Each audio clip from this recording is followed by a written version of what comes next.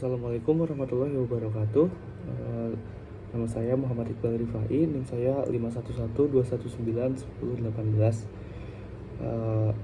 Sini saya akan menerangkan soal kasus-kasus teori etika.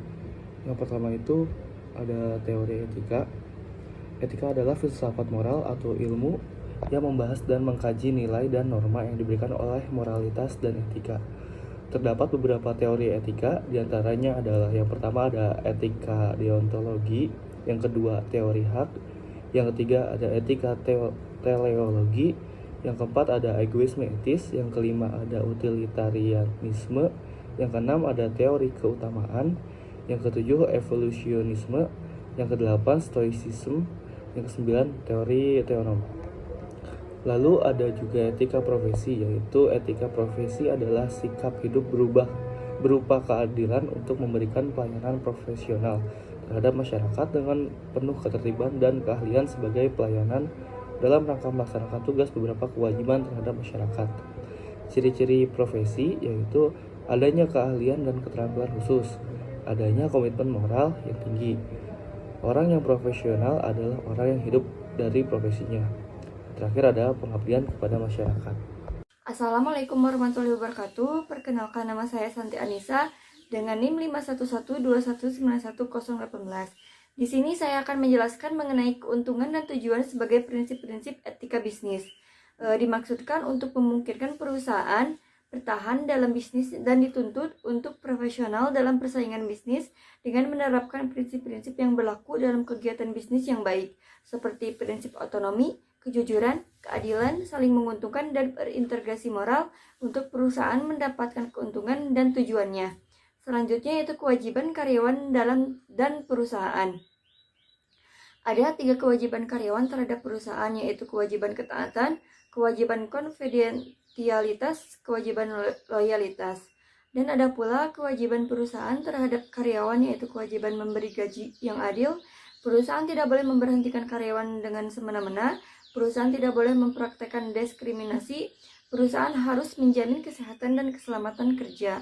Untuk yang selanjutnya yaitu masalah etis seputar konsumen dan periklanan. Masalah etis yang sering dihadapi produsen yaitu bagaimana memperlakukan konsumen dengan baik maupun bisa diperlakukan dengan baik oleh produsen. Masalah konsumen menjadi perhatian produsen tentang bagaimana perilaku etis sesuai dengan haknya.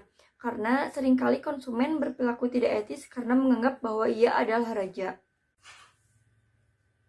Untuk yang selanjutnya yaitu tanggung jawab sosial perusahaan dan kepedulian terhadap isu lingkungan. Tanggung jawab sosial dan lingkungan adalah komitmen perseroan untuk berperan serta dalam membangun ekonomi berkelanjutan guna meningkatkan kualitas kehidupan dan lingkungan yang bermanfaat, baik bagi perseroan sendiri, komunitas setempat, maupun masyarakat pada umumnya. Corporate Social Responsibility atau CSR merupakan bentuk baru dari misi di mana perusahaan beroperasi dengan menjalankan program berupa pemberdayaan masyarakat dan bantuan fasilitas sarana dan prasarana serta pelestarian lingkungan hidup.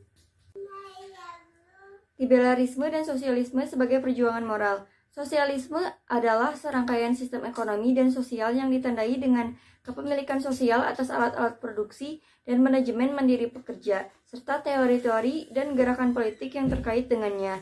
Liberalisme adalah sebuah pandangan filsafat politik dan moral yang didasarkan pada kebebasan, persetujuan dari yang diperintah, dan persamaan di hadapan hukum. Assalamualaikum warahmatullahi wabarakatuh. Nama saya Muhammad Iqbal Rifai, NIM saya 51121910110. Di sini ada pelanggaran etika yang dilakukan Uniqlo terhadap pekerjaannya. Perusahaan fast retailing ini merupakan perusahaan brand pakaian terkenal dari Indonesia maupun di dunia. Nama perusahaan Uniqlo adalah Uniqlo Clothing yang didirikan di Jepang tahun 7 Februari 1949 oleh Tadashi Yanai. Perusahaan ini sudah sangat lama ditekuni bidang pakaian yang sudah terbukti hasilnya produk-produk yang berkualitas terbaik. Selain itu, perusahaan ini selalu menghadirkan inovasi-inovasi terbaru yang banyak disukai oleh para konsumennya. Karena hal itulah Uniqlo menjadi brand pakaian yang sangat besar di dunia. Namun pada akhir-akhir ini terdengar kasus yang sangat kurang mengenakan yang dilakukan oleh perusahaan tersebut. Pelanggaran ini adalah pemutusan hubungan kerja secara sepihak tanpa adanya informasi yang diberikan oleh perusahaan pada pekerjaannya. Selain itu juga tidak membayarkan gaji yang tidak memberikan pesangon kepada para pekerjaannya yang telah diputus kontrak. Pemutusan kontrak terjadi pada sekitar 2.000 orang, mayoritas adalah pekerja perempuan. Penutupan pabrik Jaba Garmindo yang sangat mendadak pada tahun 2015. Jaba Garmindo adalah pemasok utama pada Uniqlo. Dampak dari pemutusan kontrak secara sepihak tersebut dialami oleh pekerja yang berasal dari Indonesia, yaitu Warni dan Yayat. Keduanya merupakan pekerjaan Jaba Garmindo yang tidak dibayarkan gaji karyawan karena adanya pemutusan kontrak oleh Uniqlo. Para pekerja tersebut menurut Uniqlo agar memberikan kejelasan terhadap gaji yang tidak dibayarkan kepada para pekerjaannya. Mereka berdua bersama pekerja lainnya juga terkena pemutusan kontrak terhadap depan toko Uniqlo yang dibuka di Denmark. Rencana pembukaan itu rencananya akan dihadiri oleh pendiri Uniqlo yaitu Tadashi Yanai, dan mereka akan menuntut untuk membayarkan gaji yang tidak diberikan oleh perusahaan tersebut. Yang kedua, pelanggaran etika bisnis terhadap tanggung jawab sosial perusahaan dan kepedulian terhadap isu lingkungan. Seperti inilah kondisi Kali Bekasi di Jalan Hasibuan, Kota Bekasi pada Senin kemarin. Air sungai yang sebelumnya jernih tiba-tiba mendadak berubah menjadi warna hitam dan mengeluarkan busa hingga aroma bau menyengat. Diduga kuat busa putih sepanjang 1 km ini merupakan hasil pembuangan limbah industri yang dibuang tanpa ada penyaringan. Pada video tersebut menunjukkan bahwa terjadinya pencemaran sungai yang terkena limbah industri akibat dari oknum yang tidak bertanggung jawab. Tempat di bendungan Kali Bekasi, air yang keluar dari bendungan mengeluarkan busa putih yang cukup tebal. Busa putih itu pun juga hampir menutupi dari lebar Kali Bekasi. Tak hanya muncul buih dan busa putih, ketika berada di dekat lokasi akan tercium bau yang tak sedap. Oleh karena itu, hal ini juga membuat kenyamanan warga yang melintas di lokasi pun sangat terganggu. Dalam video ini bisa menjadi contoh pelajaran bagi perusahaan lain untuk tidak melakukan hal tersebut karena sangat merugikan banyak pihak.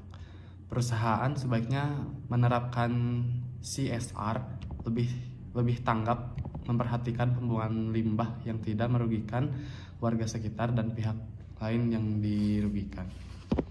Kemudian 3, pelanggaran etika bisnis terhadap masalah etis seputar konsumen dan periklanan. Pada video kasus tersebut, terdapat kasus di mana pengusaha kosmetik sengaja membuat produk palsu dan berbahaya untuk dipasarkan kepada konsumen. Produk-produk konsumen tersebut dijual dengan harga yang sangat terjangkau, yaitu kisaran Rp6.000 hingga Rp60.000.